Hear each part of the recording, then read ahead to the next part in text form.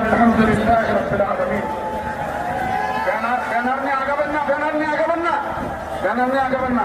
সামনে ব্যানার আছে আমির মসজিদ সহ কেন্দ্রীয় নেতৃবৃন্দকে আপনারা রাস্তা খালি করে আমির মসজিদ সহ নায়েবে আমির বৃন্দকে এবং যুগ্ম মহাসচিব বৃন্দকে আপনারা নিরাপত্তা দিয়ে নিয়ে যাবেন। আর এই ব্যানার, এই স্টেজের ব্যানার আমরা এখানে পিছনে মিছিলের পিছন দিয়ে আমরা ধারণ করবো ইনশাআল্লাহ। আমরা ভাই ধাক্কাধাক্কি না করি, ধাক্কাধাক্কি না করি, মুরব্বীদের যাইতে দেই, কেন্দ্রীয় নেতৃবৃন্দকে যাইতে দেই। আমরা বাংলাদেশ খেলাফত মজলিসের প্রতিটি নেতা কর্মী এই কোন মিছিলের নিরাপত্তার দায়িত্ব পালন করবো ইনশাআল্লাহ।